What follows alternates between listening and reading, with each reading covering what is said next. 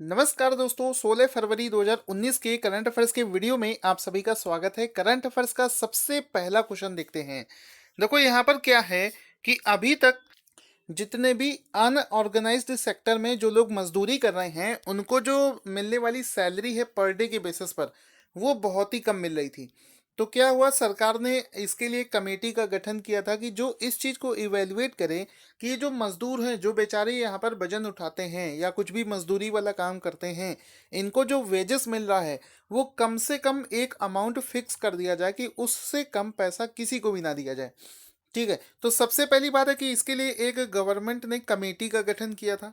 तो एक क्वेश्चन तो बनेगा कि कमेटी का नाम क्या है, और दूसरा ये कि इनके लिए कितना मिनिमम वेज जो है भारत जो गवर्नमेंट ने डिसाइड किया है, ये दूसरा क्वेश्चन बनेगा। ठीक है, तो दोनों क्वेश्चंस को यहाँ पर डिस्कस करेंगे। तो देखो, सबसे पहला क्वेश्चन है कि राष्ट्रीय न्यूनतम मजदूरी सुनिश्चित करने के लिए किस कमेटी ने अपनी एक रिपोर्ट सौंपी है। तो देखो, उस कमेटी का नाम है अनूप सतपथी। नाम अच्छे से याद कर लेना।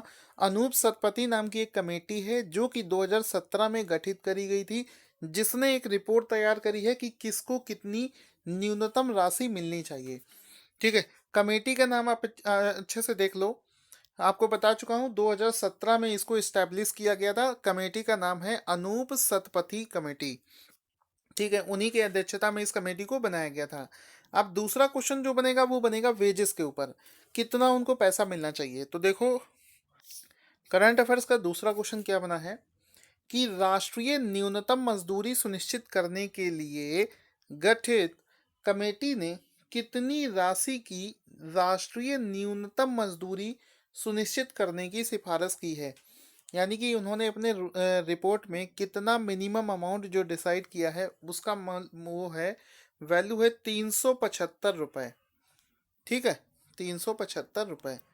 तो यहाँ पर 375 रुपये मिनिमम डिसाइड किया गया है कि मिनिमम आपको मिलना चाहिए। और सही भी बात है कि मजदूर लोग इतनी मेहनत करते हैं, उनको इतना पैसा तो कम से कम मिलना चाहिए कि इस महंगाई के ज़माने में वो अपना और अपने परिवार का पेट पाल सकें। ठीक है, एक मन में क्वेश्चन ये भी तो आया होगा आपके कि सर, अगर अभी 375 रुपये दिए जाएंगे तो पहले कितने रुपए मिलते थे। तो उसको भी देख लेते हैं। तो यहाँ पर देखो देखो दो तरीके के सेक्टर की बात करेंगे। एक तो हो गया एग्रीकल्चरल सेक्टर। एग्रीकल्चरल यानी कि खेतों में जो लेबर लोग लगाए जाते हैं, उनको अभी तक 321 रुपये डिसाइडेड था। और जितने भी अनस्किल्ड लेबर जो होते हैं अदर सेक्टर में, उनको 371 रुपये दिए जाने थे। ठीक है, तो अब देखते हैं, नए हो सकता है नए रूल से हम लोगों को फायदा मिले। चलते हैं अगले क्वेश्चन की तरफ। अगला क्वेश्चन दोस्तों है कि मुख्यमंत्री वृद्धजन पेंशन योजना की शुरुआत किस राज्य में की गई है। तो गवर्नमेंट ऑफ इंडिया की एक योजना शुरू सॉरी एक राज्य ऐसा है जिसका नाम है बिहार। ऑप्शन डी यहाँ पर बिल्कुल सही हो जाएगा। इस वाले क्वेश्चन को बड़े ध्यान से समझना। बिहार में एक योजना चलाई गई है, मुख्यमंत्री वृद्धजन पेंशन योजना। इस योजना में करना क्या होगा, देखो नाम ही लिखा है वृद्धजन। जितने भी वृद्ध लोग हैं, ओल्ड पर्सन हैं, उन सभी को पेंशन स्कीम के तहत कुछ पैसा दिया जाएगा। ठीक है, अब इसका रूल क्या है। सबसे पहले तो ये जानो कि इसको शुरू कहाँ किया गया है। शुरू किया गया है बिहार में। ठीक है, इसमें क्या है इसका कि बिहार सरकार ने बोला कि जितने भी 60 वर्ष की आयु से अधिक वाले लोग होंगे, उन सभी को पेंशन मिलेगा। तो आप लोग के जान परिचय में अगर कोई ऐसा व्यक्ति है जो 60 साल से ज़्यादा है, तो उनके लिए आप अपनी तरफ से इस स्कीम में अप्लाई कर देंगे सो दैट उनको पैसा मिलने लगे। ठीक है, ये इस योजना का फ़ायदा आप 1 अप्रैल 2019 से ये लागू हो जाएगी, तो आप तब से इसका फ़ायदा उठा सकते हैं। लेकिन ये इसमें उन लोगों को पैसा नहीं मिलेगा जो लोग किसी गवर्नमेंट नौकरी से सेवानिवृत्त हुए हैं, उन लोगों को इसका पैसा नहीं मिलेगा। ठीक है, तो केवल उन्हीं लोगों को मिलेगा जो सरकारी नौकरी पर नहीं रहे थे और 60 साल से बड़े हैं, तो उनको इसमें फ़ायदा मिलेगा। ठीक है, यहाँ पर आप देख लो, चूंकि इसका अनाउंसमेंट नीतीश कुमार जी ने किया है, तो नीतीश कुमार जी का एक फ़ोटो देख लो।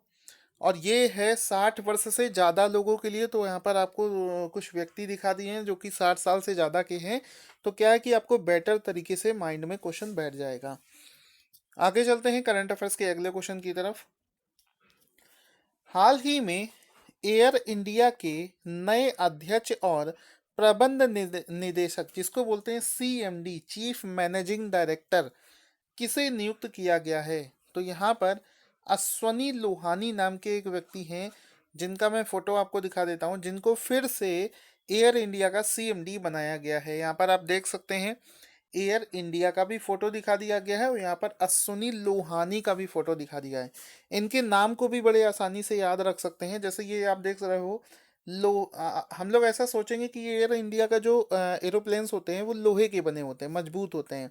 लोहा मतलब लोहानी, इनके नाम में भी लोहानी है, अश्वनी लोहानी। ठीक है, लोहे से याद रखेंगे, एरोप्लेन में जो यूज होता है मेटल वो लोहा है, तो एयर इंडिया आपको याद आ जाएगा। करंट अफेयर्स के अगले क्वेश्चन की तरफ चलते हैं। देखो अभी 2019 चल रहा है, लेकिन ये जो क्वेश्चन अभी हम लोग करेंगे ये है 2018 के लिए। देखो 2018 के लिए E Y entrepreneur of the year award 2018 से किसे सम्मानित किया गया है? तो यहाँ पर एंटरप्रेन्योर ऑफ द ईयर 2018 से सिद्धार्थ लाल को सम्मानित किया गया है। ऑप्शन ए यहाँ पर बिल्कुल सही हो जाएगा। एक चीज यहाँ पर आपके मन में क्वेश्चन आ सकता है कि सर यहाँ पे ई वाई का मतलब क्या होता है? ठीक है, आंसर आप समझ गए ना। Entrepreneur of the year award 2018 Siddharth Lal को दिया गया है। अब यहाँ पर देखते हैं ई वाई का मतलब। तो देखो ई वाई का मतलब होता है अर्नेस्ट एंड यंग। ठीक है, फुल फॉर्म इसका देख लो, अर्नेस्ट एंड यंग। पूरा अगर नाम देखोगे तो क्या हो जाएगा, Ernst and Young entrepreneur of the year award जो है वो सिद्धार्थ लाल को प्रदान किया गया है। अब यहाँ पर आपको एक क्वेश्चन ये भी बन सकता है कि सिद्धार्थ लाल जो है वो इस समय कौन सी पोजीशन पर हैं? तो ये आइसर मोटर्स के इस समय सीएमडी हैं।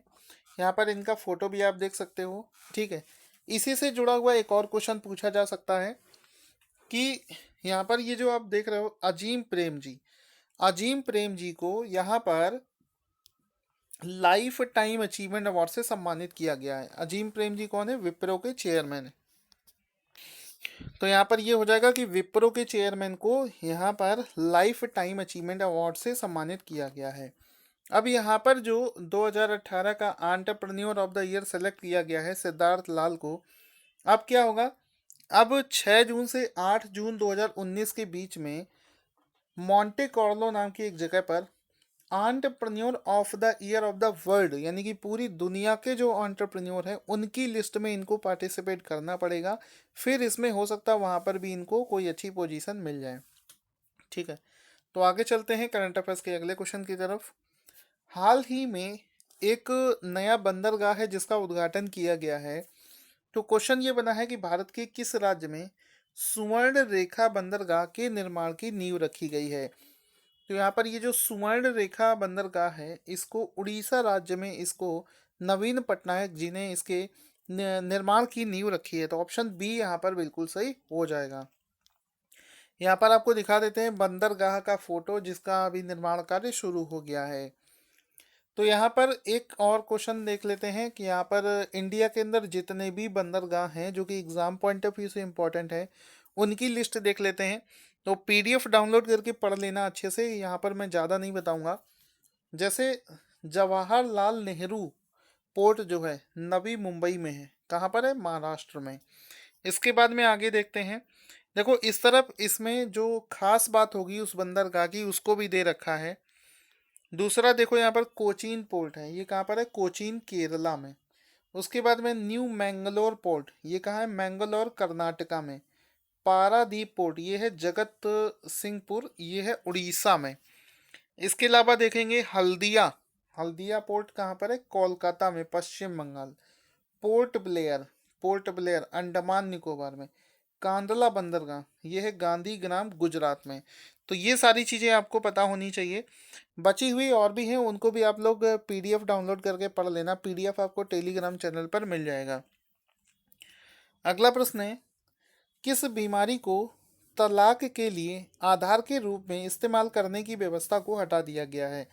तो यहाँ पर देखो तलाक के लिए अभी तक क्या होता था, जैसे कोई भी व्यक्ति या स्त्री तलाक के लिए अर्जी देता है तो वो तलाक में इन बीमारियों का हवालात दे सकते थे, एड्स, कैंसर, कुष्ठ, ये सब।